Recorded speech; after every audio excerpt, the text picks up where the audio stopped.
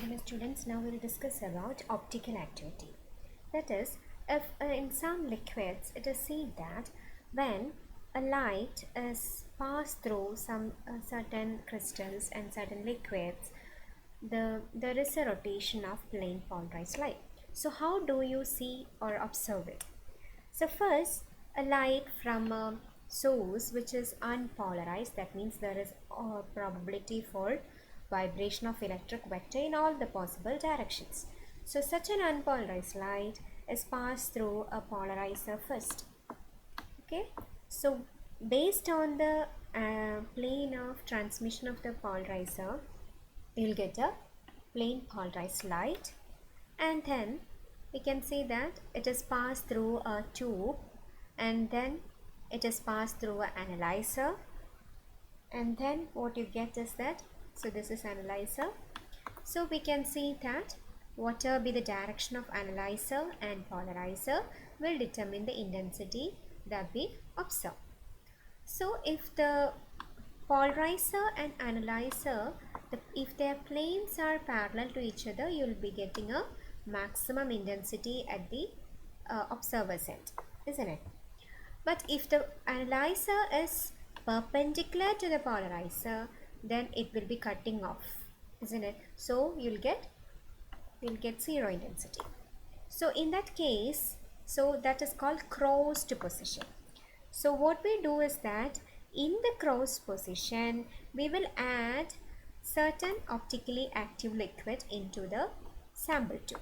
Okay, we will be adding optically active material. So it is seen that instead of getting a zero intensity, now you can see a certain intensity of light. So how that is possible? It is because the plane of the polarized light has been rotated. So now it is not perpendicular to the analyzer, and hence you'll be getting a certain amount of intensity. So how do you calculate then the angle then? Yeah, so now you can know that after rotating the analyzer to through a certain angle, you can again see there is a zero intensity. So how much you have rotated the analyzer to see the zero intensity position, that angle would correspond to the angle through which the plane of polarization of the light has been rotated due to this optically active solution or medium.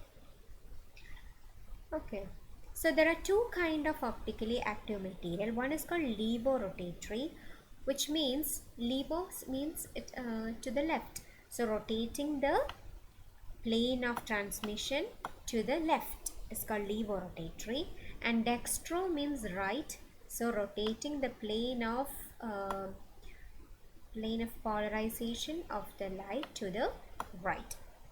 So levorotatory example is fructose, and while the dextrorotatory materials example is glucose. So if you pass a plane polarized light through a glucose solution, we can see that even if the polarizer and analyzer are in crossed position, you can see a certain intensity, which stands for as an evidence for rotation of plane of polarization due to passing due to a liquid through which it is passing. So now let us see what is the explanation given by Fresnel for explaining the reason for optically active material. For that, he considered that the light can be considered when it enters a certain medium, whether it is optically active or not. What happens is that it splits up into two circularly polarized light. Okay, it will split up into circularly polarized light, and one will be rotating in the right clockwise direction and other will be rotating in the anti-clockwise direction. And in calcite crystal, which is a non-optically active material, it is not a optically active material. So which is not an optically active material, the velocity of clockwise rotation will be same as the velocity of the anti-clockwise rotating circularly polarized light. So what happens if this be the resultant of the two circularly polarized light on incidence? Even after certain time, that is, for example, let the light has reached this point after certain time, then also how much is the left circularly polarized light has moved in the angular terms will be the same for the right turn direction also. So what will be the resultant? Resultant will be again along OA direction. So whatever be the instant we have considered, what is happening is that since the left circularly polarized light and right circularly polarized light are moving with same velocity, the resultant will be always along the same direction. So as it emerges out of this crystal, the light will be vibrating. The resultant vibration will be still along AB direction, which means there is no case of rotation of plane of polarization. Okay, so that is the case with calcite crystal and all. But if it is a quartz crystal, you can see that at the incidence it will split up into right circularly polarized light and left circularly polarized light, but the right circularly polarized light is faster than the left circularly polarized light in the case of a quartz crystal. Okay, so if one of the wave is moving faster, what will happen?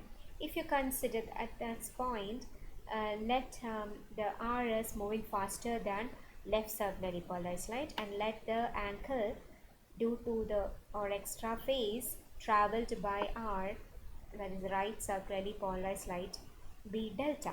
So what will be the resultant? The resultant is represented by this blue light, and you can see that it is making an angle delta by 2, half. Resultant will be given by half. So delta by 2 with respect to the incident. The incident plane polarized light in delta by 2 ആണ് next resultant വരുന്നത്. Okay, so which means depending upon the time through which the light is in the in the medium, the resultant may vary, or you can see the direction of plane of polarization of the emergent ray is not same as the direction of plane of polarization of the incident light. It has got rotated. Okay, so this is how a Fresnel give an explanation for optically rotating material. So quartz is a dextrorotatory material, which means the right circularly polarized light is moving faster than left circularly polarized light. So how does he verify it experimentally? For that, he took alternate crystals of levorotatory and dextrorotatory materials. So let us see how it works. So first, a polarized light is incident normally onto a prism. So here you can see prisms are arranged.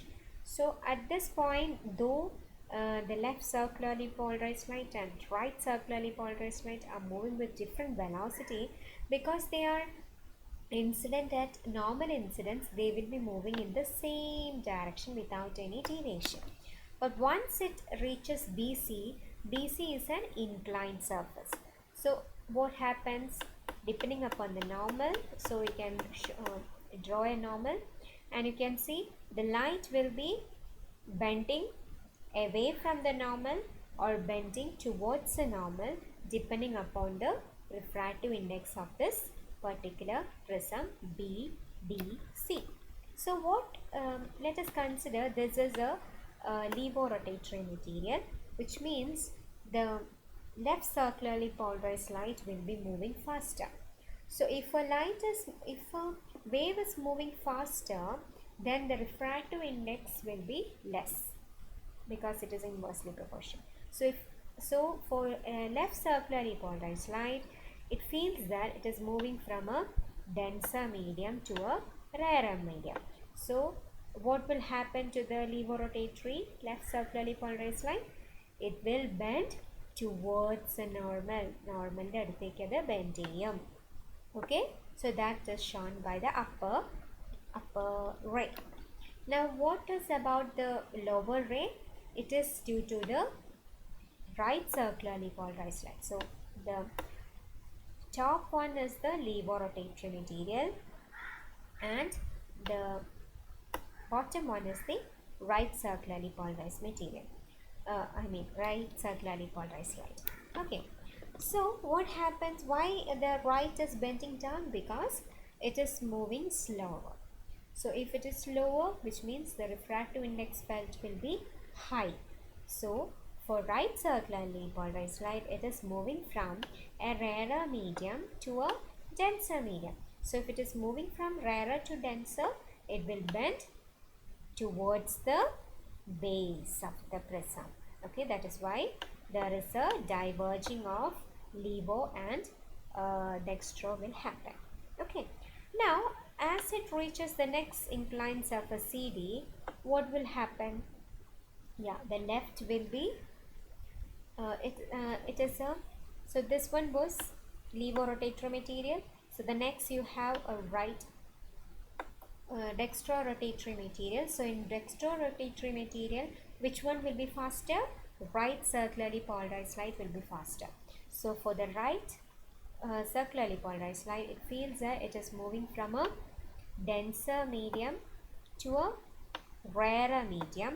So the right circularly polarized light will bend away from the base. So it will further diverge from the levo, while the levo is feeling that it is getting slowing down. So which means it is moving from a rarer to a denser medium. So the levo left circularly polarized light will bend towards the base. Okay, so coming to the next surface, that is DE. Again what will happen? It is a left circularly polarized material, which means left circularly polarized light will be moving faster. So it will feel that it is a rarer medium. So it is traveling from denser to rarer, which means it will bend away from the base of the prism. While the right circularly feels that it is moving from rarer to denser, which means it will bend down, that is towards the base of the prism. So this alternate set of levo and right circularly polarized materials will allow the diverging of left circularly polarized light and right circularly polarized light, and thereby he has evaluated that his explanation is correct. So this is how experimental verification has been done. Now in the case of so how do you analyze the how much is the angle through which the light has been rotated? For that we consider the earlier case itself. That is, first we can see that we'll be make polarizer and analyzer in such a way that we'll get maximum intensity, which means they are parallel to each other. Now we'll rotate the analyzer so that now you can see zero intensity in the position. Okay, what does that mean? That means the plane of transmission is perpendicular to the plane of transmission of the polarizer. So that is called crossed position. So first we'll keep it in a crossed position, then we will introduce the optically active material in between. That is not shown.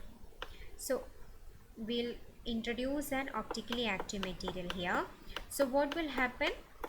Due to the rotation of plane polarized light, now the planes are not perpendicular to each other. So now we'll see, instead of zero intensity, we'll see some amount of intensity, which means the analyzer, and we can rotate the analyzer again till no intensity position is obtained. So that how much is the analyzer has been rotated, that will give the amount of angle through which the plane of polarization is rotated by the optically active material that is kept between a polarizer and analyzer.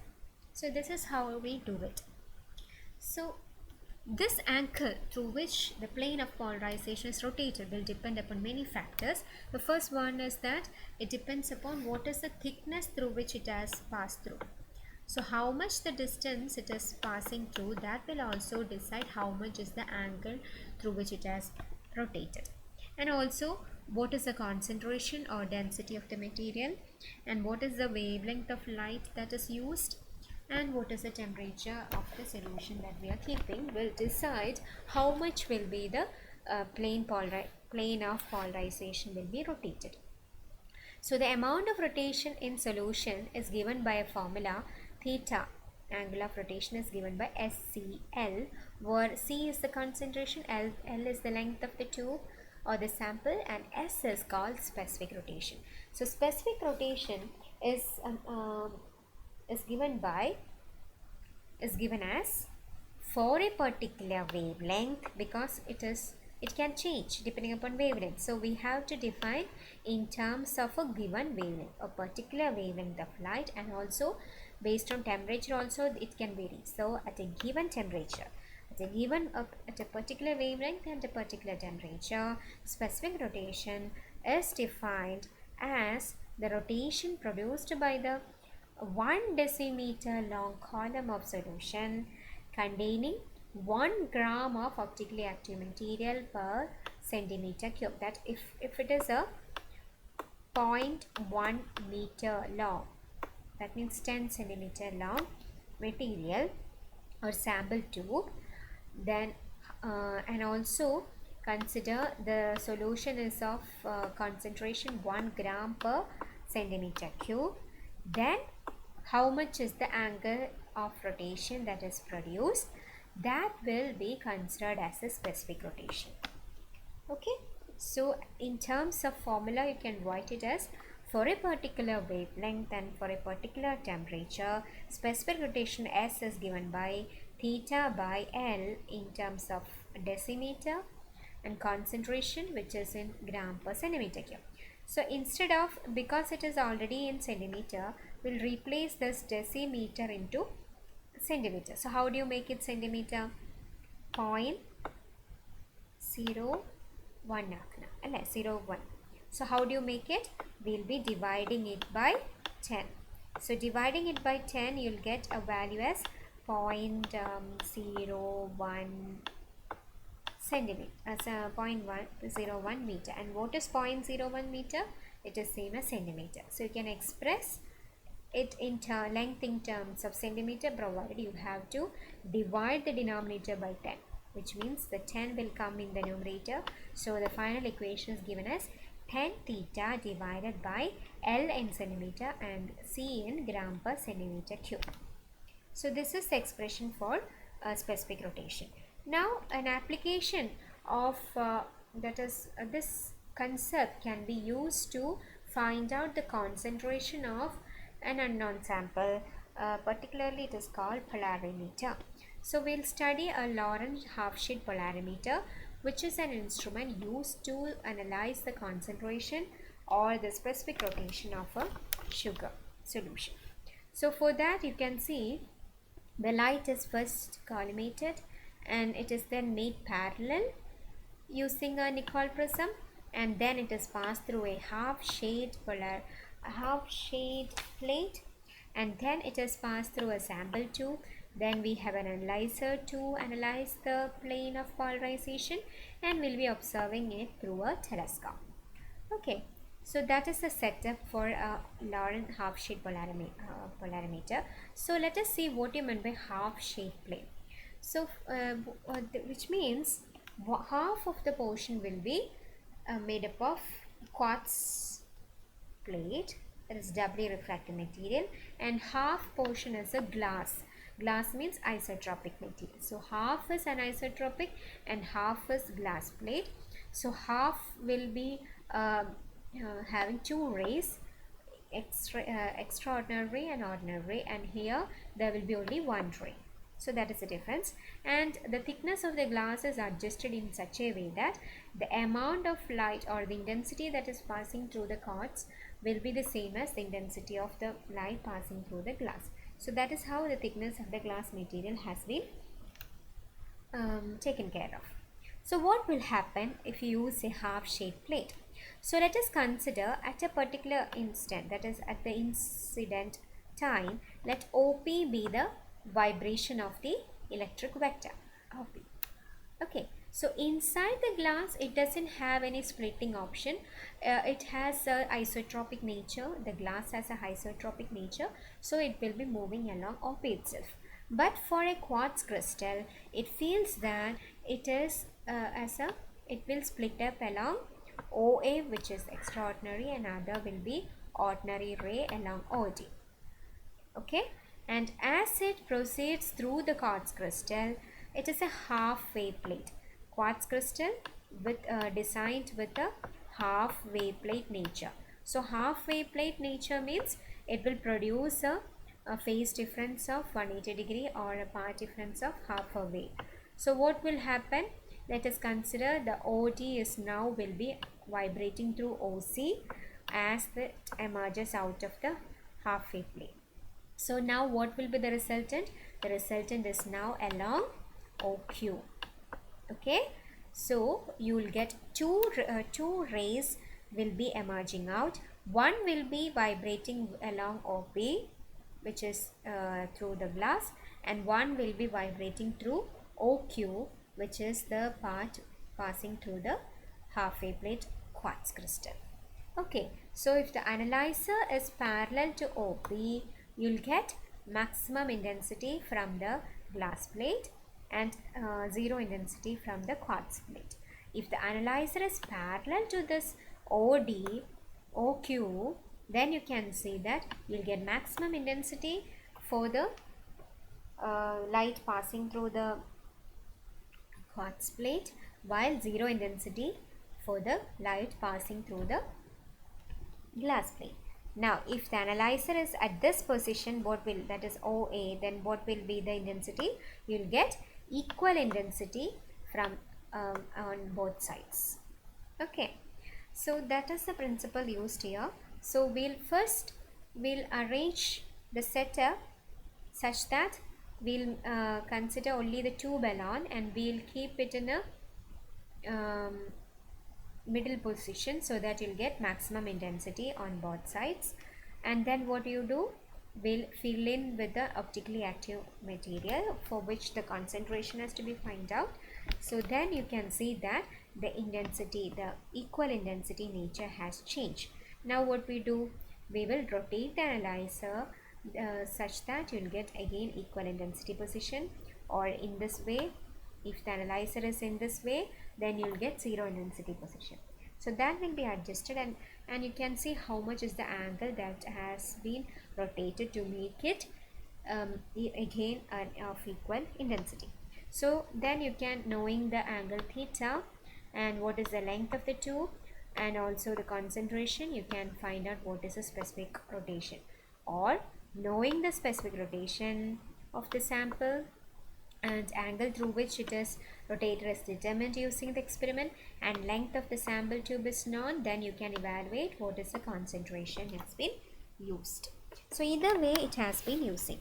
In this particular experiment, what you do is, we know the concentration and we find out the theta using the experiment, and we'll plot this for different concentration, and then you can see a linear plot between C versus theta, whose slope will give, so the slope will give, slope is y by x, so the slope will give the specific rotation. Okay, the value of specific rotation, so that into 10 by L will give the actual value of specific rotation. So this is how to perform the experiment. Okay, so that ends our portion. So we'll be discussing the problems in our next session. Thank you.